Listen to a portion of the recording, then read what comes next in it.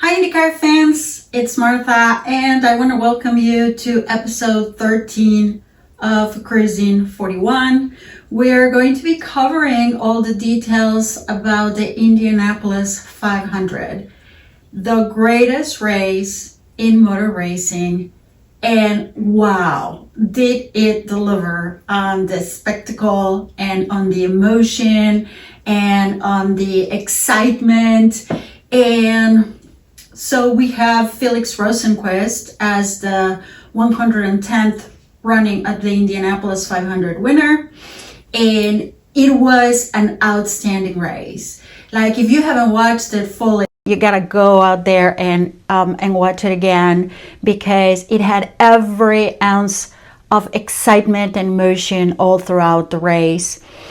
And not only that, this race it's making history because it's the closest margin of a win in the entire history of the Indianapolis 500.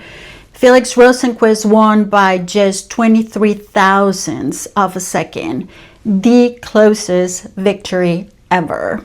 So outstanding, and we're gonna dissect what happened and we're gonna go through all the details, but what a race it was.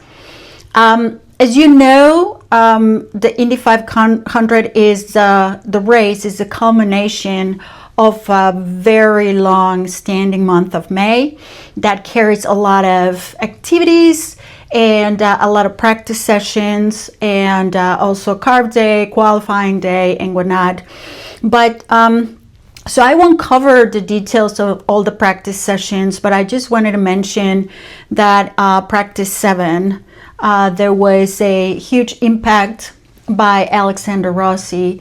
He spun in turn 2 and hit the wall, and Pato and Grosjean were also impacted as a result. So Pato was just trying to avoid contact with Rossi when he hit the wall, and in the process of trying to slow down his car, he also spun and ended up hitting Alexander Rossi as he was just coming off, hitting the wall. And then also in that process, Roman Grosjean also had his spun as well. And although he didn't hit neither of them, he was also with damage in his car. So that was a very bad accident, and one that collected 3 cars. Up until that point, the practice sessions had all been without any major incident, and but it was on that last practice session that this big accident took place. During qualifying day, qualifying didn't follow the usual format that it follows for the Indianapolis 500, because it was scheduled to start on Saturday, but because of weather and heavy rain, it was moved to a condensed schedule on Sunday. And that meant that every driver will have one attempt and one attempt only to put their best lap for the Indianapolis 500 and to do their quali. So the front row, after the quali was over, and of course we moved from all 33 cars. There was no bumping this time around because there were only 33 entries, so all of them were in the race. So they all 33 qualified, and then they moved into the top 12 and then the fast 6. So after all that process, Alex Palou secured the pole, with Alexander Rossi second and David Malukas third. So that was our front row for the Indianapolis 500, the 110th running of the Indianapolis 500. Alexander Rossi, after that crash that I talked about in practice 7, he had to go to the hospital, and he received some treatment and some minor surgeries.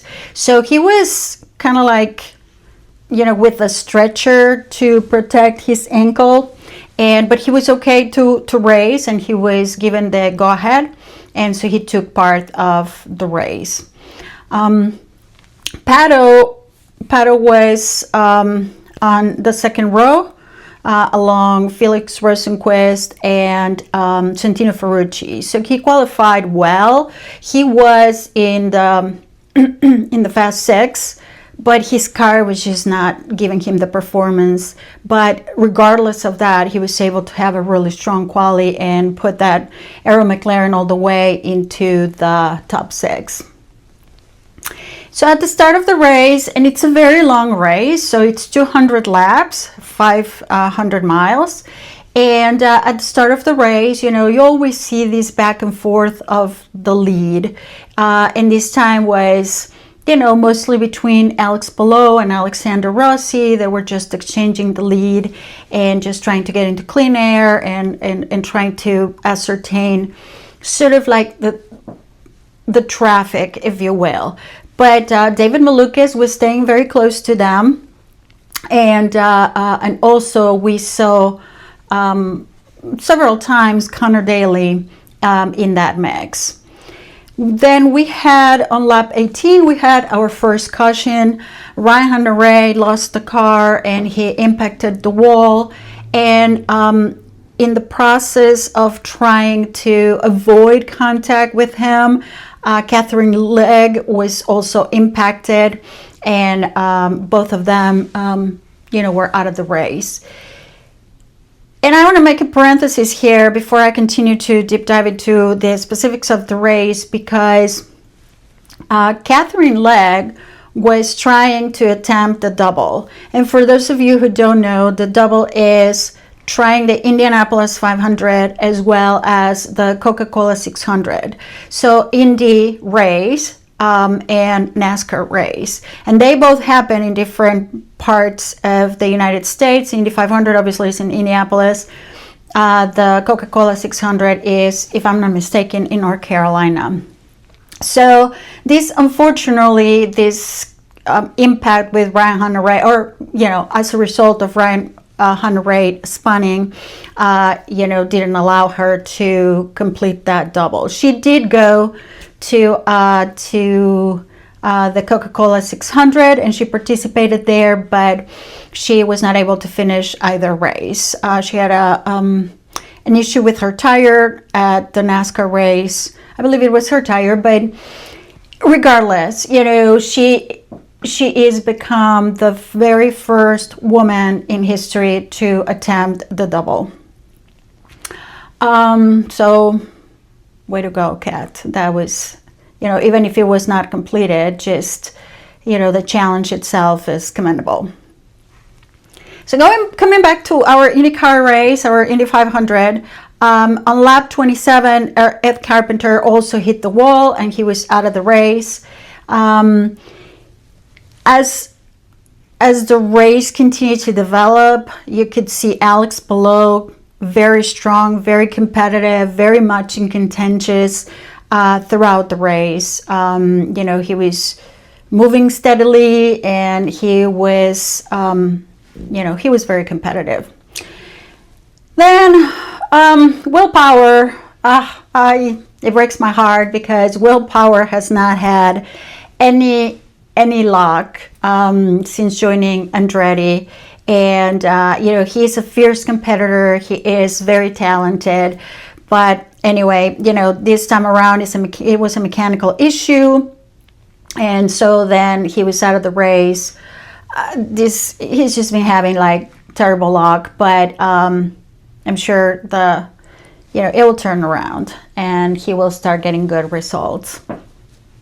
But overall, I think it's fair to say that Andretti Global, by and large, did not look very strong during this 110th running of the Indianapolis 500. Not only during the race and with race pace, but also during qualifying. They didn't look very strong and didn't qualify as they would have liked.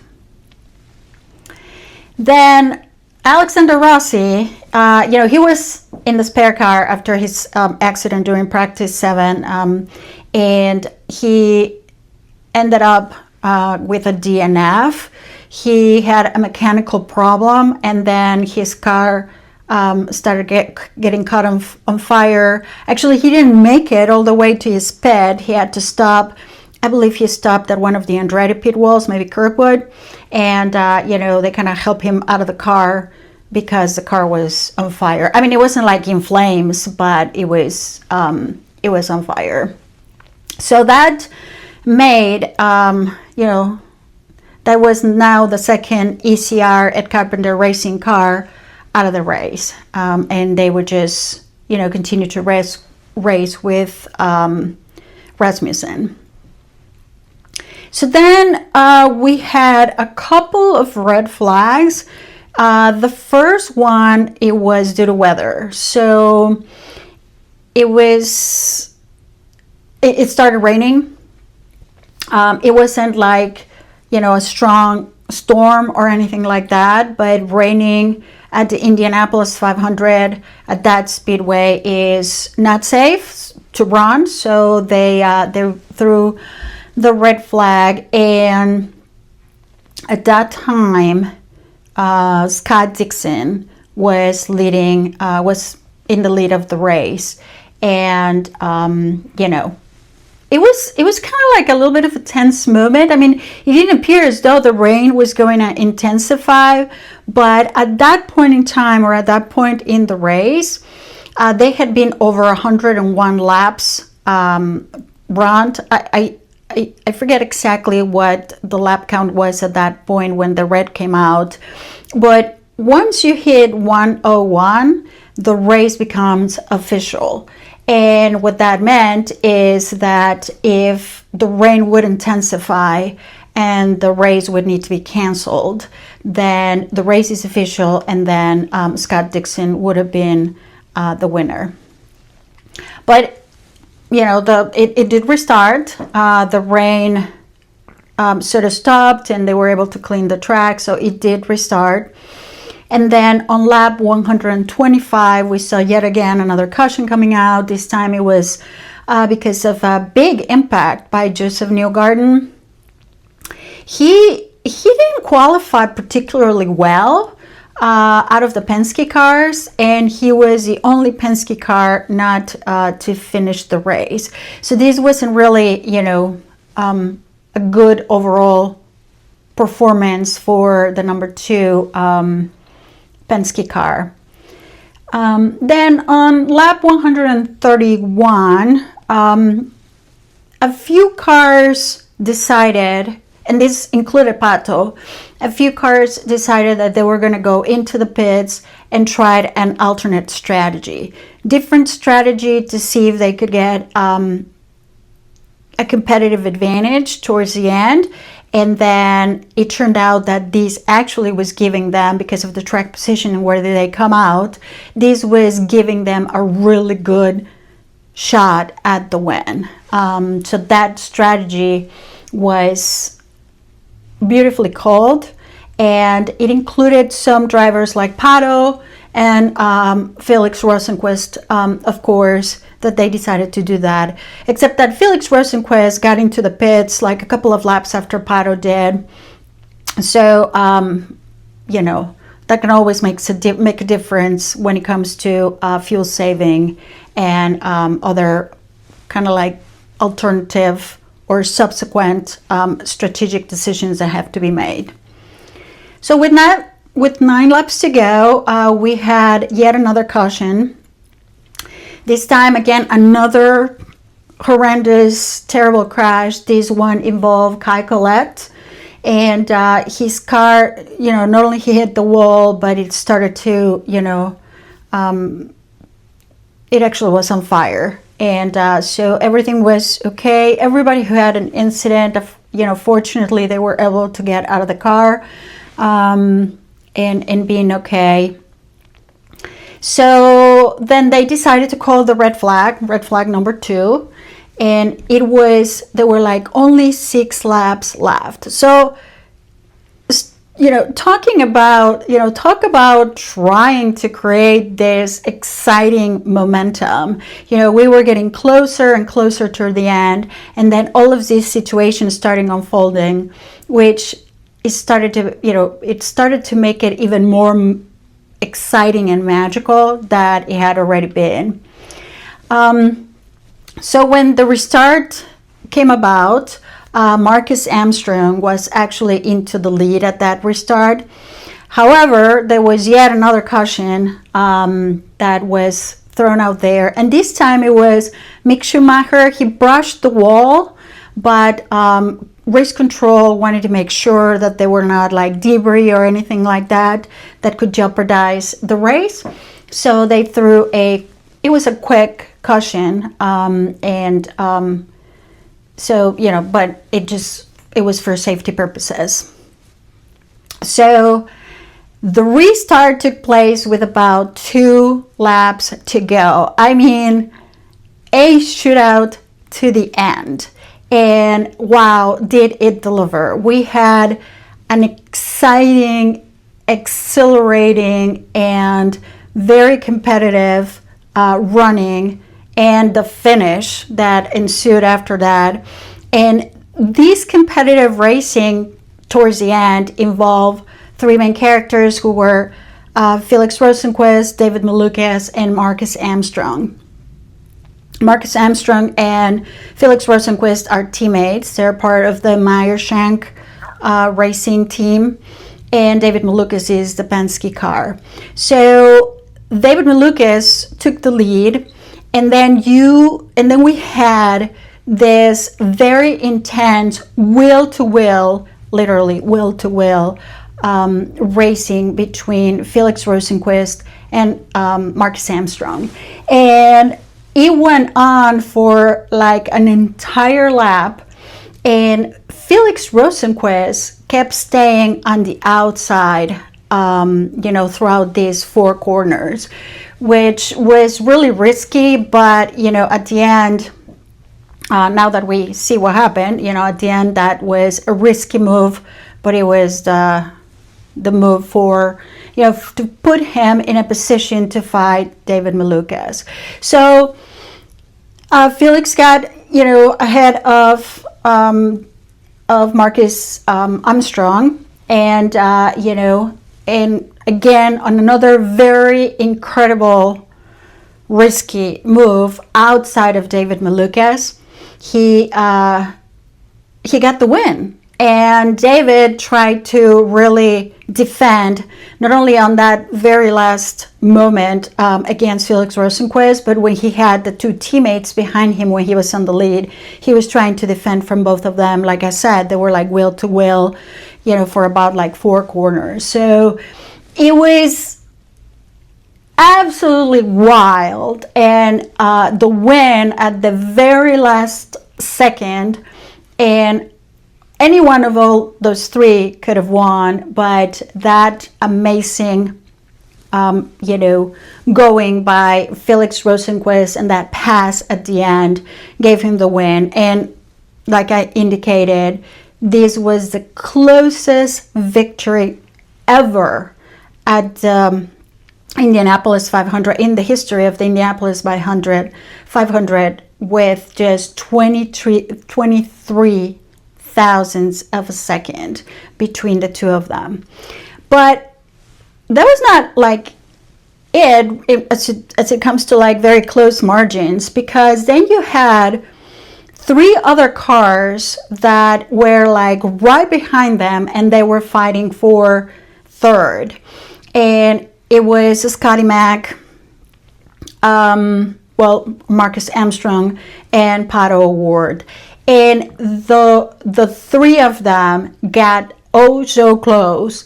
And if you have not seen the pictures, or the photos rather, that had been posted on X or on other social media channels, take a look at that, because it was so close to.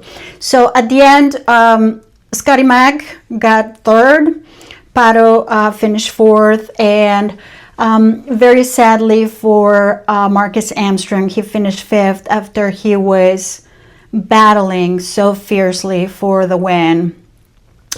Disappointment was not only for him, but for David Malukas, who also was so close, was very palpable. And that is what this race means. So coming so close to winning, being second, and in this case for Marquez, after being so close also to the win, being fifth, it is devastating. And the emotions were running very, very high. The sadness of it all. While, Felix Rosenqvist, very, very deserved win for him. He was fearless, and he was super competitive. He was very competitive not only during the race, but he was very competitive throughout the month of May, up to and including the qualifying, which he didn't qualify on pole, but he was very strong. So this is Felix Rosenqvist, very second win in IndyCar, but what a win. The Indianapolis 500 nonetheless. And then this was also the second, in this case, the second Indianapolis 500 win by Meyershank Racing. They won in 2021 with Helio Castroneves. So some kind of very interesting stats from the race. So we had 70 different leaders throughout the race. Alex Palou was the one who led the most laps, and that was 59 laps out of the 200 laps.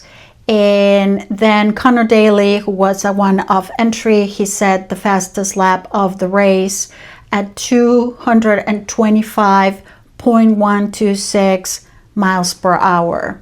So he was in a different strategy at the end, but he was flying. He was looking pretty strong.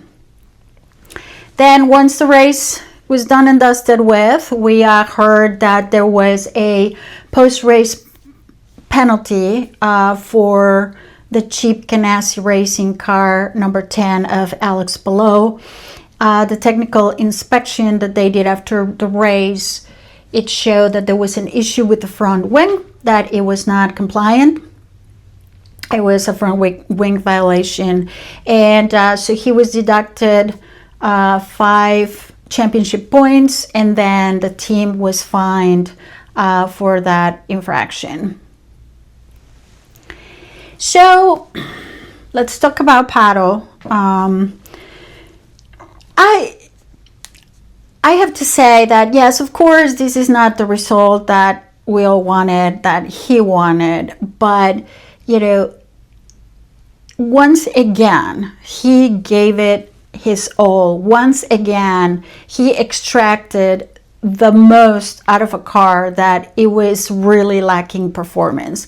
And, we got to remember that this was his spare car, because in that practice 7, with the crash with Rossi, his car was very damaged, so he had to go to the spare car. But even with that, he was extracting everything out of that car. He was giving it his all and trying his best, and we know how good he is at this oval. The reality is, I was following his on board, and he really did not have the pace to fight, especially during the restarts, or when someone would pass him. It was very difficult for him to keep the pace, to be able to overcome those passes or to get ahead on the restarts. But even with that, he just absolutely extracted everything he could from the car, like I was saying. Then, the team, also kudos to Air McLaren, because they called the right strategy for him. And it really looked that he was going to have a chance. I mean, he finished 5th. So, he finished 4th, which makes it another top 5 for him at this track. So it's the 5th. Actually, I had to pause because, I was just saying, top 5, and actually this is his 5th top 5 of the, of his career at the Indianapolis 500. So he has excellent track record, and he's always been very competitive here. And now, after all this excitement and a huge month of practices and preparations for, the big one, the big race, Indianapolis 500. So now we go to Detroit. There is no, we go back-to-back weekends. So we go to Detroit, which is a 1.645 mile.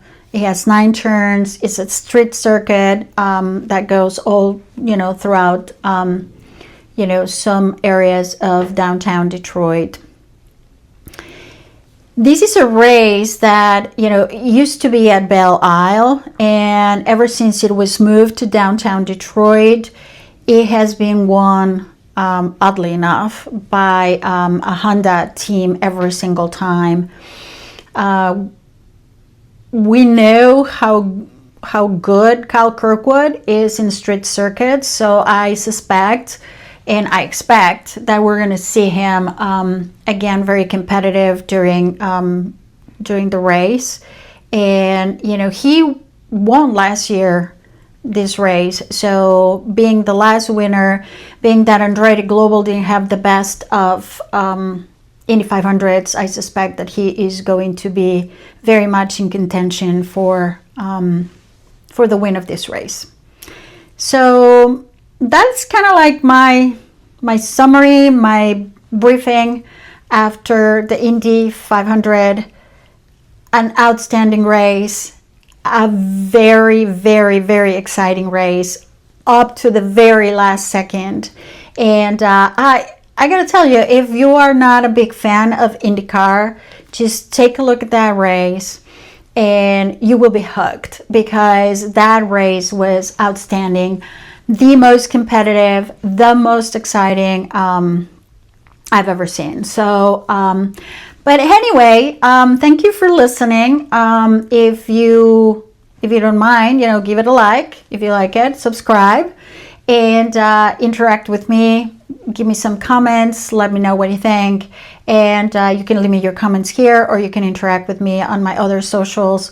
I opened an Instagram account, and I also have my X, which I am putting my information here, and I will see you next week as we debrief Detroit at that point. So thank you for listening. Bye.